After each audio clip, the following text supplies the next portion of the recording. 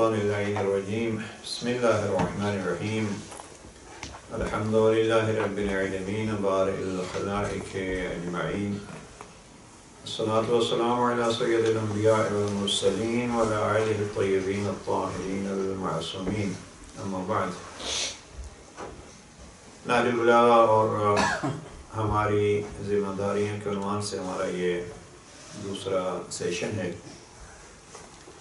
گزشتہ سیشن میں عرض کیا تھا کہ ہمیں جو سعی اور کوشش کرنی ہے ایک تو یہ کہ امام علیہ السلام کے کلام کے ذریعے ہمیں اپنی کمیونٹی کو اور دیگر مسلمانان کو بلکہ ہر ذی شعور انسان کو یہ کلام پہنچانا چاہیے تاکہ کلام جو پہچان کا ذریعہ ہوتا ہے وہ ذریعہ استعمال کر کے ہم دنیا والوں کو اپنے امام کی عظمت پہچنوا سکیں۔ اور یہ میرے خیال میں ایک بہترین ذریعہ ہے کسی کے ساتھ بات کرنے کے لیے۔ اگر آپ کہیے کہ علی کون ہیں تو آپ یہ کہہ سکتے ہیں یہ ہیں وہ جن کا یہ کلام ہے، اور پھر 8ویں امام کے فرمان کے مطابق اس کلام میں اتنا اثر ہوتا ہے کہ لوگ پھر اس سے متاثر ہوتے ہیں اور پھر اپنی زندگیاں بھی بدلتے ہوئے ہم نے افراد دیکھے۔ تو ایک ذریعہ یہ ہے کہ ہم اس کتاب کی اہمیت اور اس کتاب کے مقام کو لوگوں تک پہنچائیں۔ دوسرا یہ ہے کہ تعلیمات۔ نہج البلاغہ خود ایک اخلاقیات کا، انسانی زندگی کو سنوارنے کا، عقائد کو مضبوط کرنے کا، کلی طور پر وہ جو انسان کو کمال تک پہنچنے کی ضرورتیں ہیں ان کا مجموعہ ہے۔ میں نے ظاہراً پچھلے سیشن میں بھی عرض کیا تھا کہ جیسے جناب امیر علیہ السلام کی ذات گرامی مجموعہ کل ہے اور اس میں کمال کی ساری چیزیں موجود ہیں، اسی طریقے پہ کلام میں بھی وہ ساری چیزیں موجود ہیں۔ لہذا امام علیہ السلام کی تعلیمات لوگوں تک پہنچانا، اور ان تعلیمات کو البتہ ہم پہنچانے کی جب بات کرتے ہیں تو سر فہرست بات یہ ہے کہ ہماری اپنی زندگیوں میں عملی صورت میں وہ موجود ہوگی تو بہتر انداز سے ہم دوسروں کو پہنچا سکیں گے۔ اس لیے کہ جیسے عمل بولتا ہے ایسے زبان کا اثر نہیں ہوتا۔ اور میں یہاں بالخصوص عزیزان سے یہ گزارش کروں گا کہ نہج البلاغہ ہم قرآن ہو، نہج البلاغہ ہو، فرامین پیغمبر اکرم ہو، اکثر ہم اپنی زندگیوں میں اس کا نام تو لیتے ہیں، لیکن آیا ہم نے اپنی زندگیوں کے لیے اس کلام سے کوئی اصول بنایا ہے یا نہیں؟ کوشش یہ کیجئے، ہم سب کو کوشش یہ کرنی چاہیے کہ کسی ایک آیت کو، جیسے میں اکثر عرض کرتا رہتا ہوں، وہ لے لیں اور اس کو اپنی زندگی کا حصہ بنا لیں۔ اسی طریقے پہ فرمان جناب امیر علیہ السلام کو، ایک کلمے کو لے لیں اور اس کلمے کے مطابق اپنی زندگی ڈھالیں۔ اب یہاں یہ تعلیمات جب عملی ہوں گی تو پھر دوسروں تک پہنچانا بھی ہمارے لیے آسان ہوگا۔ میں نے کئی دفعہ یہ عرض کیا کہ تبلیغات کا بڑا سلسلہ جو تھا وہ وہی تھا جو اخلاقیات کے ساتھ تھا۔ ایک بحث بعض حلقوں میں یہ آج کل چل رہی ہے کہ فلاں نے اتنی حکومتیں اور اتنے علاقے فتح کیے، تو امیر المومنین پہ ایک اعتراض کیا جاتا ہے کہ امیر علیہ السلام کے زمانے میں تو کوئی فتوحات نہیں ہوئی۔ میں کہتا ہوں یہ فتوحات جو ہیں وہ جو زور سے ہوتی رہیں اور ڈنڈوں سے ہوتی رہیں، وہ فتوحات سبب بنی ہیں کہ اسلام کی حقیقی روح جو ہے وہ جو زور سے مسلمان ہوئے تھے، جب وہ زور ٹوٹا تو ان کے بہت سو کے وہ اثر بھی ٹوٹ گیا۔ لیکن جن کے ذریعے اسلام دلوں میں اترا تھا، وہ دل جب تک باقی رہے اسلام ان میں باقی رہا۔ یہ فرق ہوتا ہے۔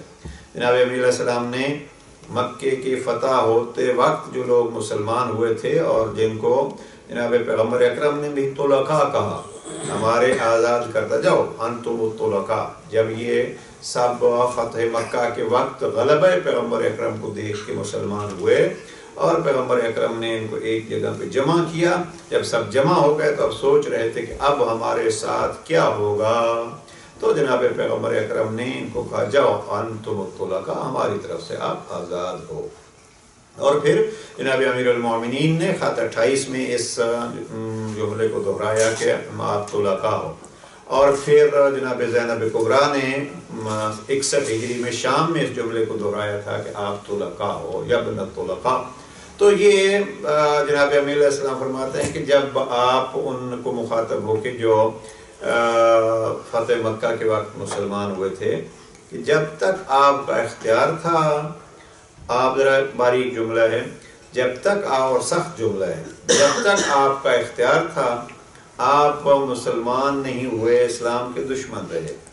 جب مجبور ہو گئے تو آپ نے اسلام کا اظہار کیا، اور جب پھر آپ کو فرصت ملی تو آپ پلٹ گئے۔ یہ بڑا سخت جملہ جو ہے وہ یہ ہے جناب امیر علیہ السلام کا، کہ جب پھر آپ کو اختیار ملا تو آپ پلٹ گئے۔ پر یہ ہمارا موضوع نہیں ہے، میں آج یہ کر رہا تھا کہ اگر ہمیں کسی تک کا تعلیمات آل محمد پہنچانی ہے تو اس کا ذریعہ وہ فتوحات نہیں ہوتی، اس کا ذریعہ ہوتا ہے دلوں کو فتح کرنا، اور ائمہ معصومین علیہ السلام کے کلام میں یہ اثر ہے کہ وہ دلوں کو فتح کرتے ہیں۔ تو ہمیں نہج البلاغہ کی اہمیت اور نہج البلاغہ کی تعلیمات جو ہے وہ لوگوں تک پہنچانی ہے، اور اگر ہم عملاً پہنچائیں گے تو اور بہتر ہوگا۔ گزشتہ سیشن میں یہ وعدہ کیا تھا کہ ہم آج جناب امیر علیہ السلام کے خط 69 پہ گفتگو کریں گے۔ دیکھیے یہ خط نمبر 69 جناب امیر علیہ السلام نے جناب حارث حمدانی کو لکھا۔ اب یہ عجیب سلسلہ ہے، جناب حارث حمدانی کی حالات زندگی تفصیل سے میں نے دیکھے ہیں۔ جناب حارث حمدانی یہ یمن کے علاقے سے ان کا تعلق ہے۔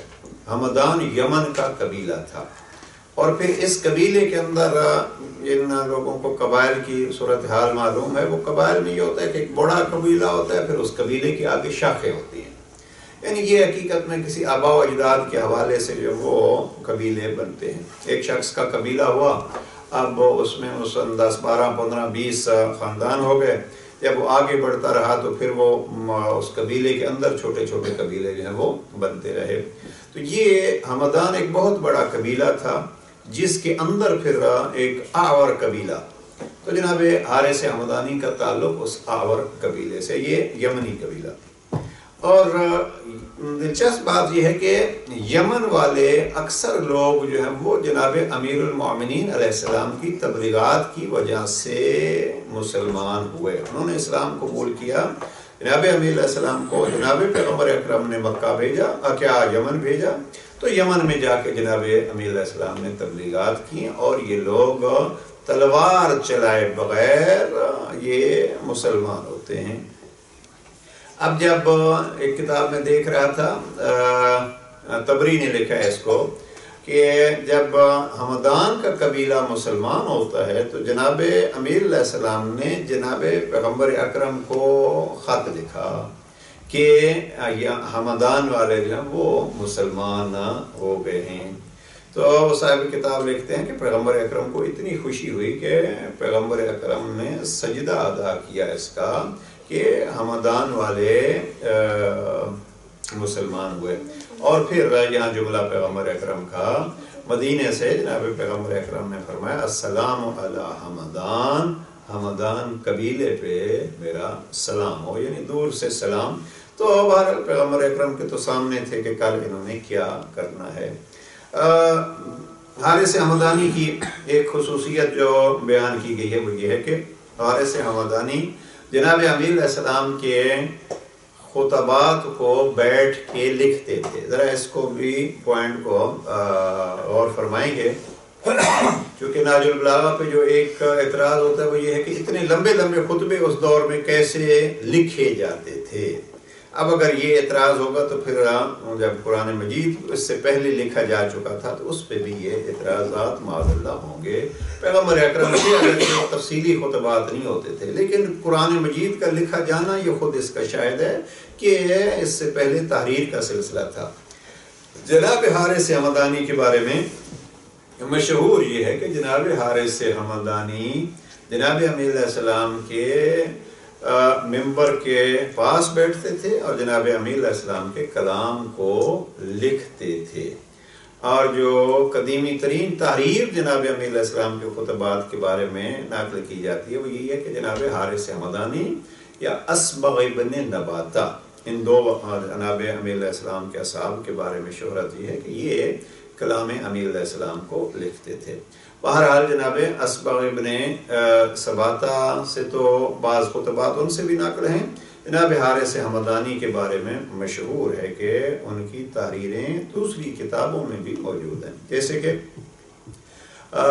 شیخ یعقوب کلینی اعلی اللہ مقامہ ظاہر نہج البلاغہ سے سید رضی سے پہلے ہیں، تو انہوں نے اپنی کتاب میں ان سے روایات نقل کی ہیں۔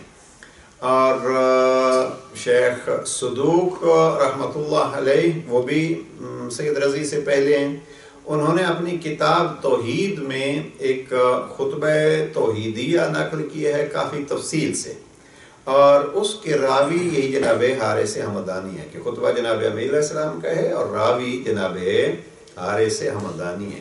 اس کی ابتدا میں لکھا ہے کہ ایک شخص آتا ہے اور جناب امیر علیہ السلام کے خطبوں کو، خاص کر توحید کے خطبے کو سنتا ہے تو بڑا متاثر ہوتا ہے۔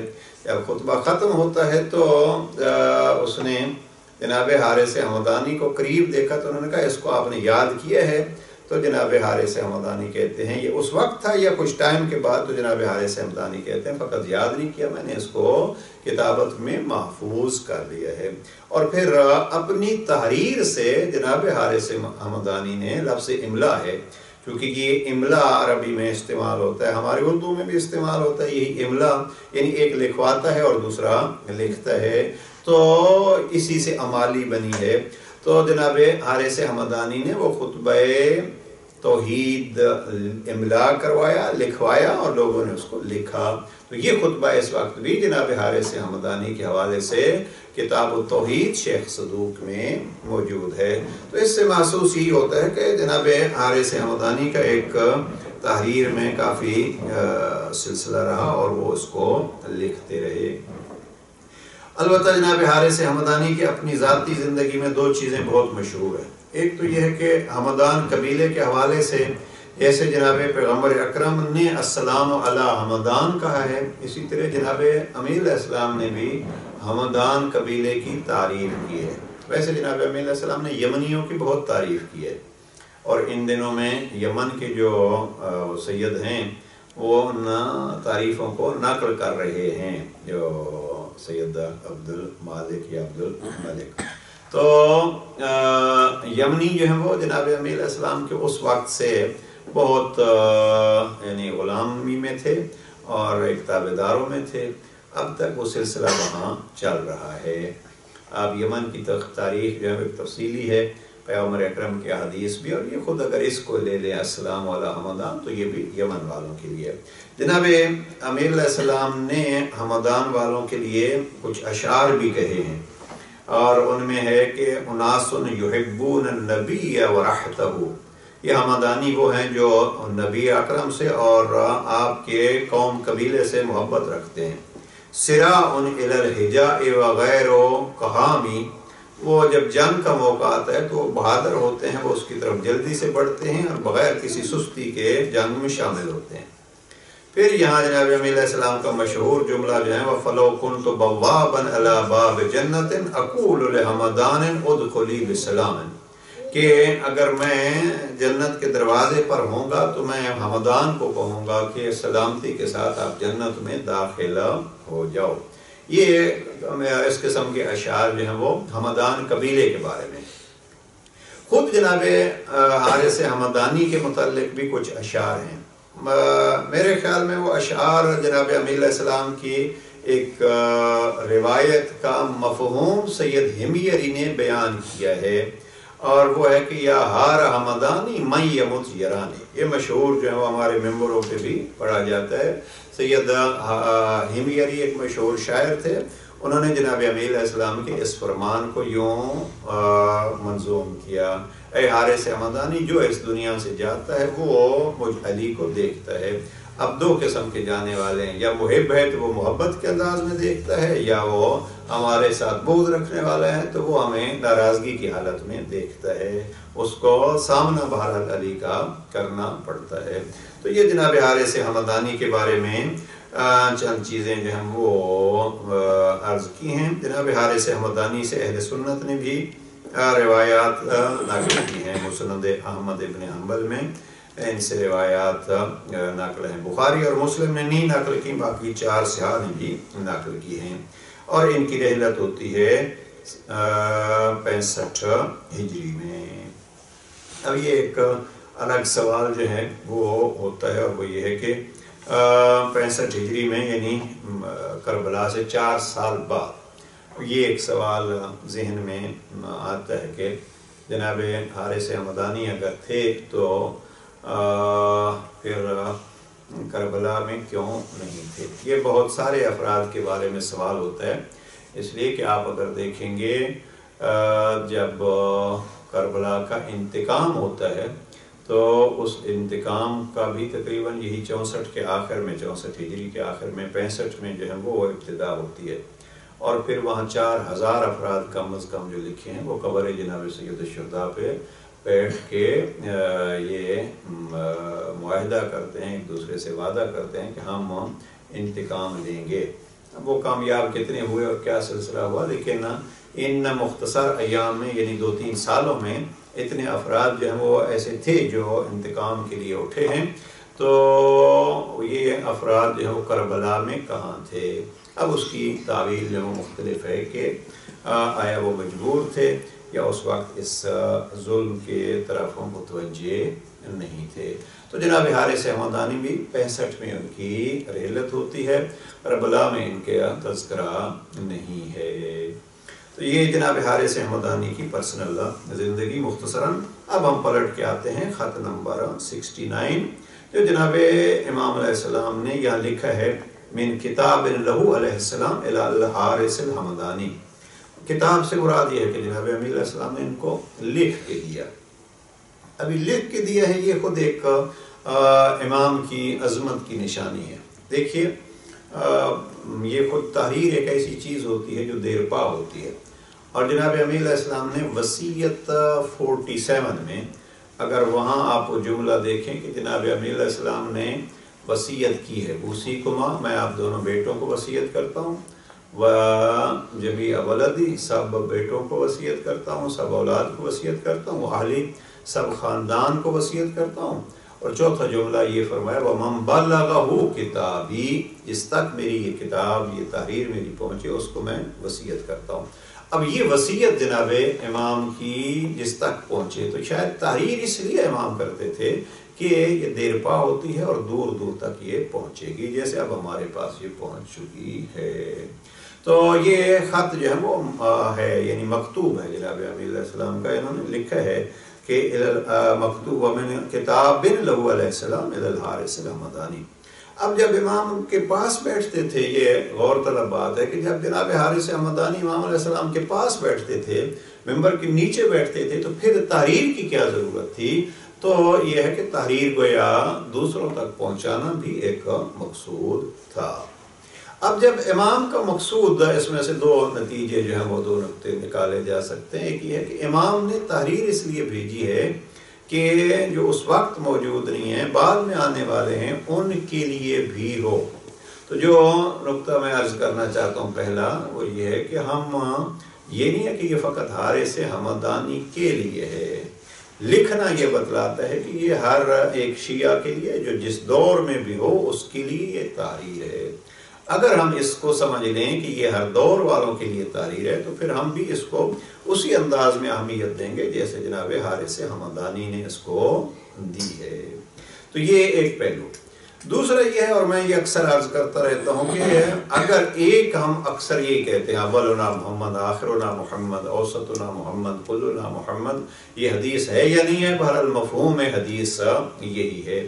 اور اگر ہمارا یہ نظریہ ہے جو ہے کہ ان کا فرمان ایک دوسرے کے مخالف نہیں ہوتا، اس لیے کہ ان کے فرامین مطابق کلام الہی ہے، کلام الہی میں کوئی آپس میں اختلاف نہیں ہے، تو جب ان میں سے ہر ایک کا کلام مطابق کلام الہی ہے تو ان کے کلام میں بھی اختلاف نہیں ہوگا۔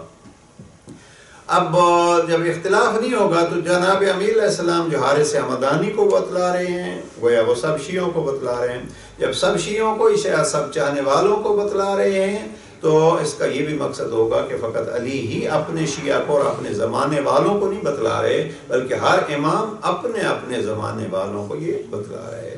یہ پوائنٹ 2 اگر ذہن نشین ہو جائیں گے تو ہمارا کام جو ہے وہ آسان ہوگا کہ ہم پھر اب گویا اس کو جناب امیر علیہ السلام کے حوالے سے بھی پڑھ سکتے ہیں اور جناب امام عصر کے حوالے سے بھی پڑھ سکتے ہیں۔ گویا علی امیر المؤمنین حارث حمدانی کے لیے نہیں لکھ رہے، جناب امام عصر ہمارے لیے لکھ رہے ہیں، میرے لیے لکھ رہے ہیں۔ جب یہ اہمیت ہوگی تو پھر ہم دیکھیں گے۔ اب آج کہیں بات ہو رہی تھی پرانے زمانے میں خط جو آتے تھے تو کتنی اہمیت ہوتی تھی۔ اب جو تابعدار اولادیں تھیں یا مثلا جو مسافرت میں لوگ تھے وہ بڑی باقاعدگی سے خط لکھتے تھے۔ ہم نے یعنی خطوط جمع کیے ہیں، علامہ اقبال کے خطوط مثلا ہم نے دیکھے ہیں، بعض دوسرے بزرگان کے خطوط بھی، اور ہم نے گلے شکوے مثلا غالب کے خطوط جو ہیں وہ مشہور ہیں۔ وہ ایک مدت تک جو ہے وہ اگر خط نہیں آتا تھا کسی جاننے والے کا کسی پیارے کا تو اس کو شکوے کا خط لکھتے تھے کہ آپ نے اتنا ہوا کہ یہ خط نہیں لکھا۔ تو اس حوالے سے جو پیارے ہوتے ہیں ان کے خط کا انتظار ہوتا ہے، اور جب خط نہیں آتا تو پھر اس کا شکوہ بھی ہوتا ہے کہ آپ نے خط نہیں لکھا۔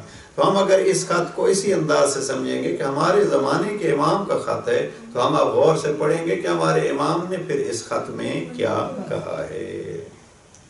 اب آتے ہیں خط کی طرف کہ خط میں کیا ہے۔ خط بہرحال جیسے عرض کیا ہے کہ کلام جامع وہ ہوتی ہے کہ مختصر الفاظ مفصل تعلیمات کو گھیرے ہوئے ہوتے ہیں۔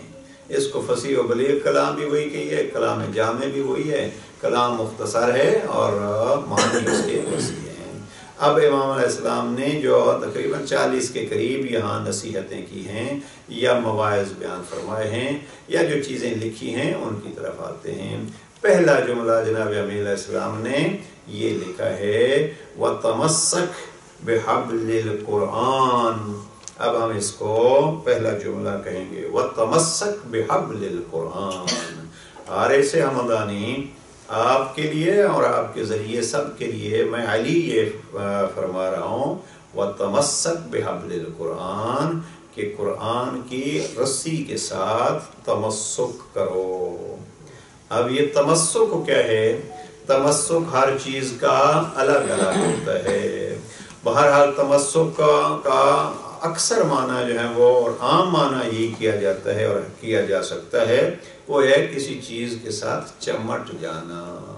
اب چمٹ جانے سے مراد یہ ہوتا ہے کہ آپ مثلا ابھی قرآن مجید سے چمٹیں گے تو مقصد یہ تو نہیں ہوگا کہ آپ نے اس کو بس چمٹے ہی رہنا ہے، نہیں، قرآن مجید سے یہ ہوگا کہ جو اس کے مثلا میں یہاں لغت جو استعمال کرتا ہوں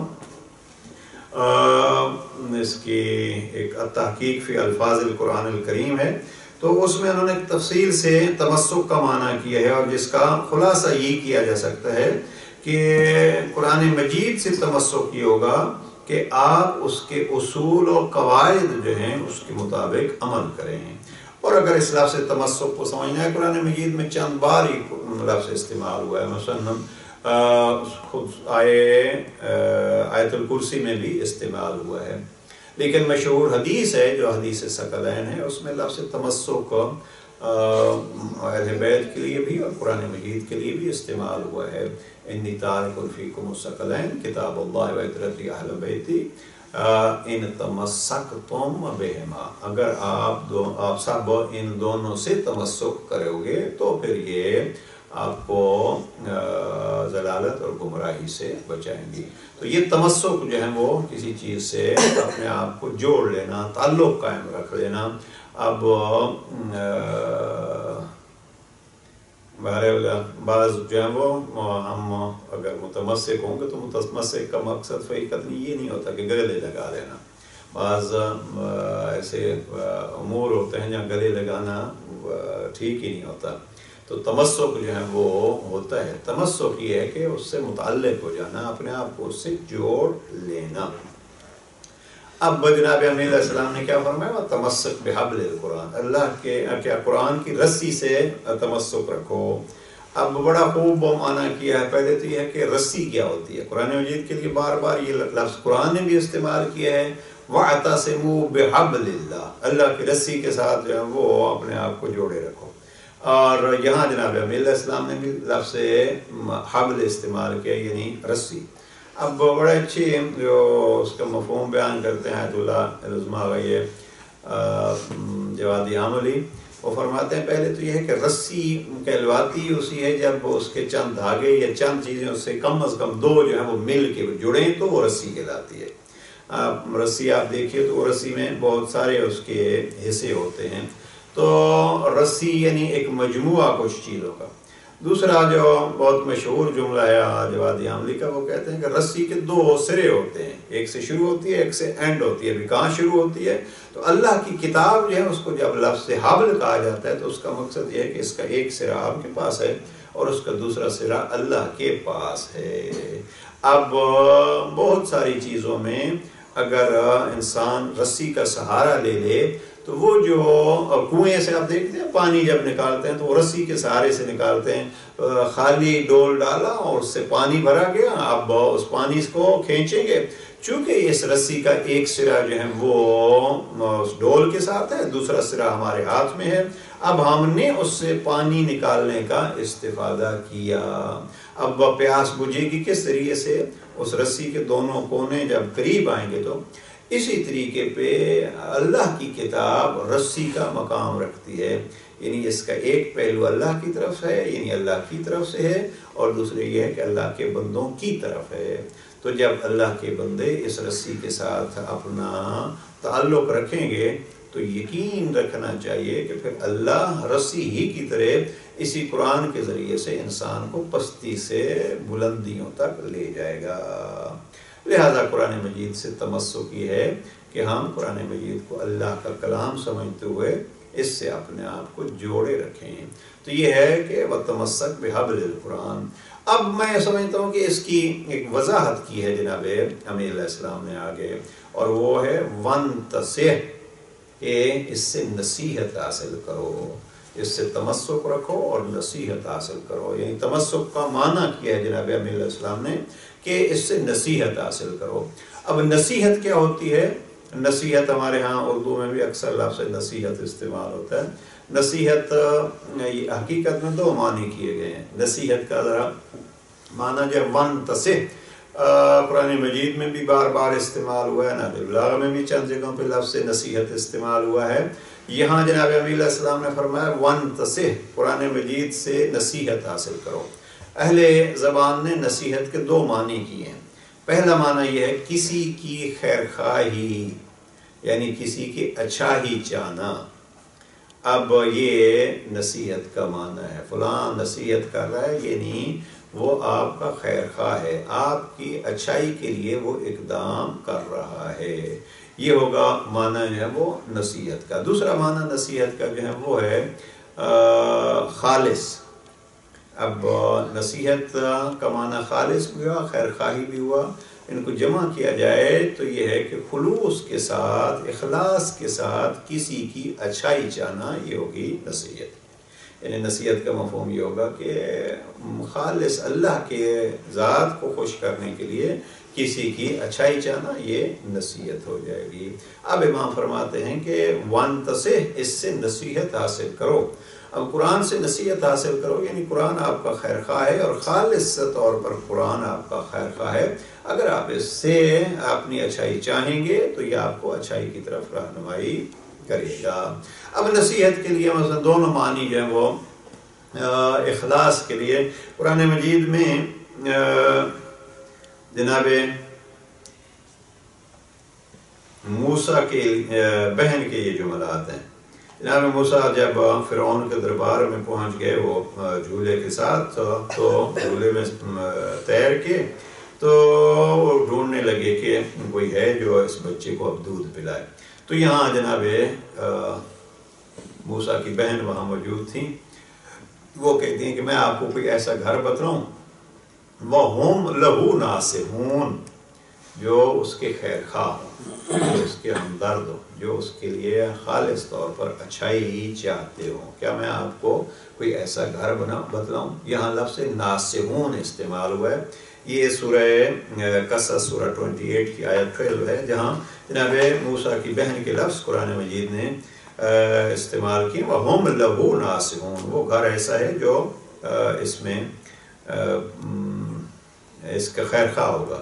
یا سورہ تحریم یعنی سورہ نمبر 66 کی آیہ نمبر 8 میں لفظ نصیحت استعمال ہوا ہے، اور وہ کیا ہے؟ یا ایھا الذین آمنوا توبوا الی اللہ توبۃ نصوحا، اے صاحبان ایمان اللہ کی طرف توبہ کرو، وہ توبہ جو خالص توبہ ہو. اب یہاں نصوحا کا توبہ نصوحا کا معنی کیا ہوگا؟ عموماً ہمارے اردو میں بھی استعمال ہوتا ہے خالص توبہ، یعنی فقط آپ کوئی دھوکہ دینے کے لیے نہیں، آپ خالصاً توبہ کریں. اس لیے کہ نصیحت جو ہے وہ بعض اوقات نصیحت ہوتی نہیں ہے.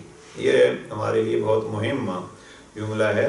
نصیحت بعض اوقات حقیقت میں نصیحت نہیں ہوتی، بلکہ ایک شخص غلط طور پر اپنے آپ کو خیر خواہ ظاہر کر رہا ہوتا ہے. یہ جملہ جو ہے وہ قابل توجہ ہے. قرآن مجید میں چند جواب استعمال ہوا ہے. حقیقت میں وہ آدمی خیر خواہ نہیں ہے، ظاہر اپنے آپ کو خیر خواہ کرتا ہے اور ناصح کہتے کرتا ہے. اب اس کے لیے جو ہے وہ سورہ یوسف کی آیت نمبر سورہ 12 آیت 11، اس میں جناب یوسف کے بھائی کہتے ہیں بابا یوسف کو ہمارے ساتھ بھیج دے، وَإِنَّا لَهُ لَنَاصِحُونَ، ہم تو اس کے خیر خواہ ہیں. یہاں دھوکہ دینے کے لیے جناب یوسف کے بھائیوں نے کہا لَنَاصِحُونَ، ہم اس کے لیے ناصح ہیں، یعنی ہم اس کے خیر خواہ ہیں. اب دیکھیے وہاں جناب موسیٰ کی بہن کے بھی لفظ وہی ہیں ناصحون، اور یہاں جناب یوسف کے بھائیوں کے الفاظ بھی وہی ہیں. لہذا الفاظ کے چکر میں نہیں آنا چاہیے، بلکہ حقیقت کو دیکھنا چاہیے کہ مقصد کیا ہے. وہ ناصحون کا لفظ کہہ کے بہن بھائی کو بچا رہی تھی، یہاں ناصحون کا لفظ کہہ کے بھائی بھائی کو مار رہے تھے. اب دونوں کے لفظ جو ہیں، اس لیے غور کرنا چاہیے کہ یہ جو کہنے والا ہے اس کی اپنی حقیقت کیا ہے. یہ ایک الگ موضوع ہے کہ اس حقیقت کو ہم کیسے جان سکتے ہیں.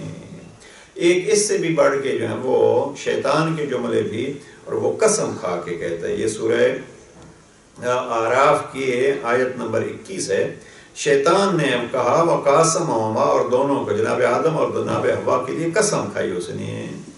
قسم کھا کے کہتے ہیں انی لکما لمن الناصحین. بڑا عجیب جملہ ہے یہ، اور شیطان کا اللہ سبحانہ و تعالیٰ نے یہ ایک تو قسم آ گئی. انی یہاں اس کو ہم کہتے ہیں کہ یہ تاکید کے لیے، لمن یا پھر تاکید ہے، اور لکما یا بھی تاکید ہے. وہ چار تاکیدیں اور قسم استعمال کر کے کیا کہتے ہیں وقاسمہما انی لکما لمن الناصحین. سورہ اعراف کی آیت 21 کے قسم کھائی اس نے اور کہا کہ یقیناً تم دونوں کے لیے میں ناصحین میں سے ہوں، نصیحت کرنے والوں میں سے ہوں. اب نصیحت کیا کی کہ کھاؤ جو جس سے آپ کو منع کیا گیا ہے.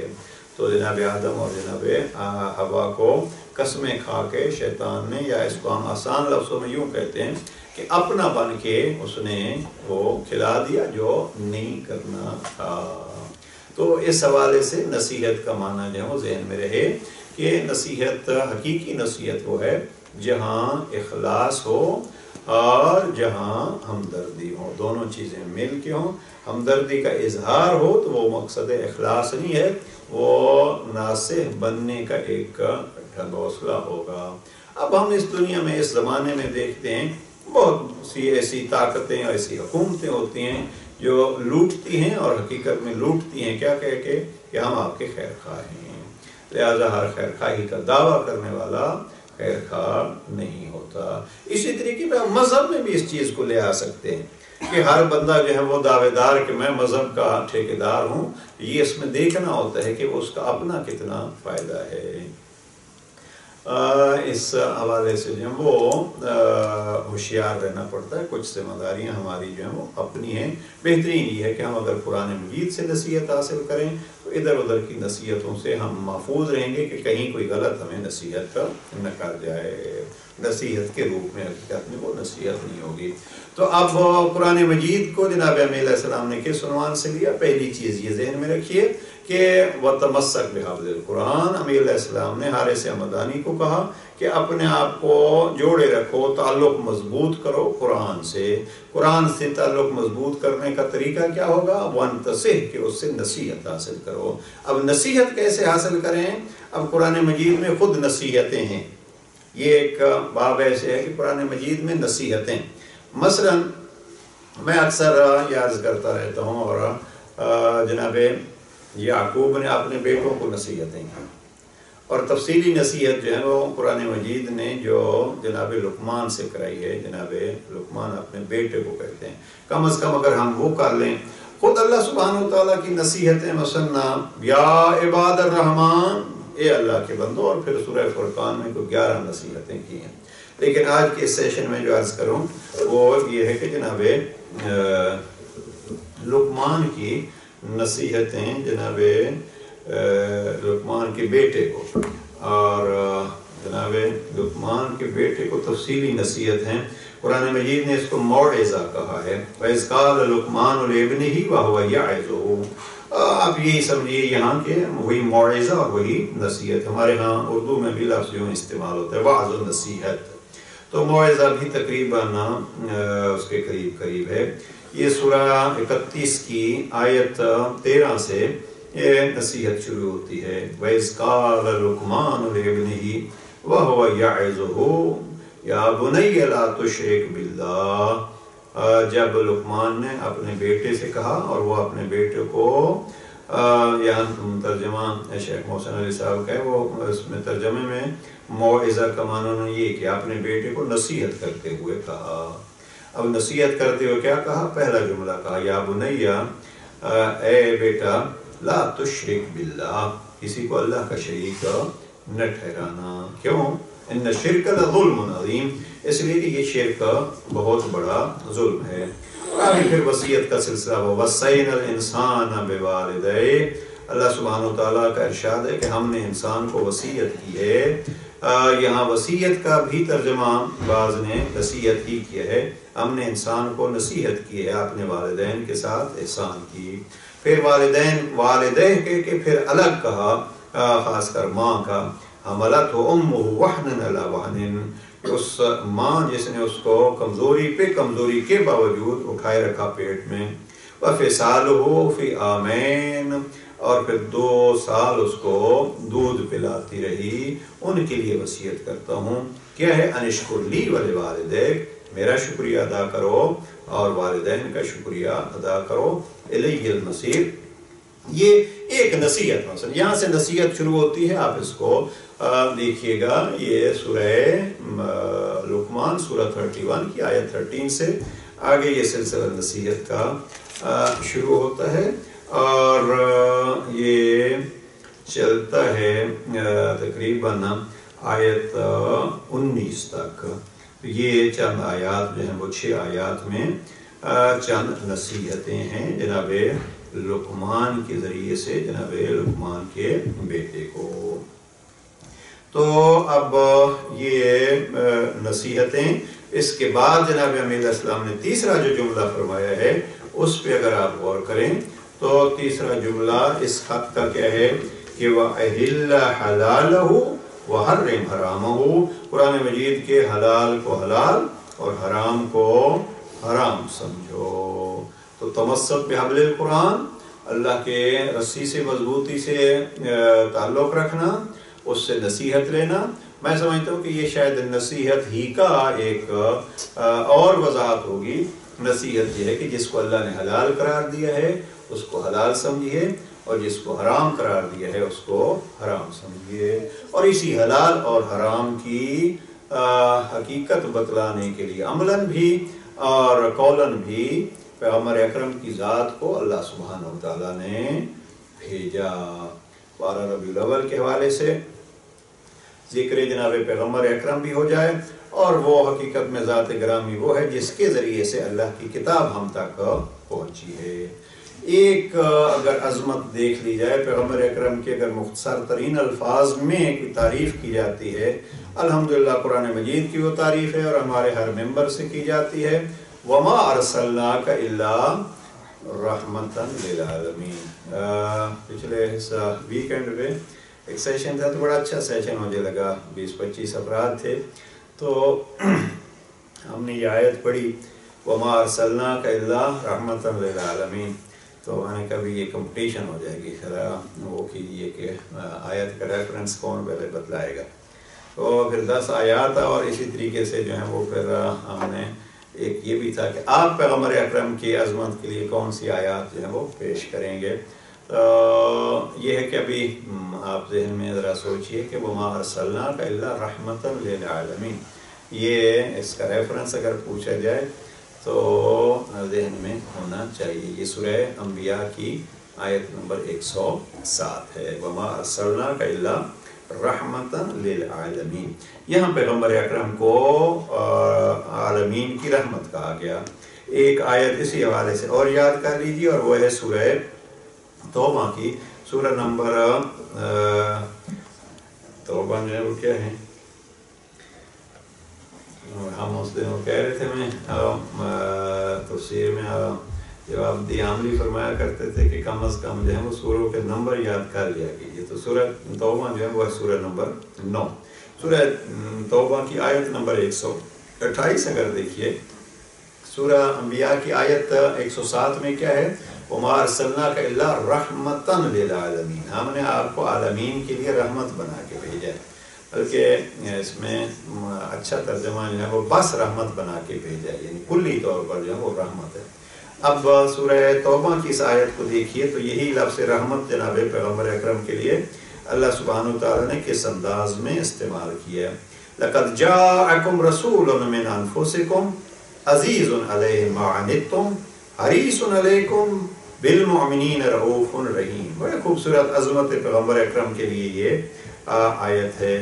بتحقیق تمہارے پاس، یہ آیت، بتحقیق تمہارے پاس خود تم ہی میں سے ایک رسول آیا ہے، تمہیں تکلیف میں دیکھنا ان پر بہت سخت گزرتا ہے، شاق گزرتا ہے، وہ تمہاری بھلائی کا نہایت خواہاں ہے، عزیز علیہ ما عنتم، اور مومنین کے لیے نہایت شفیق اور مہربان ہے۔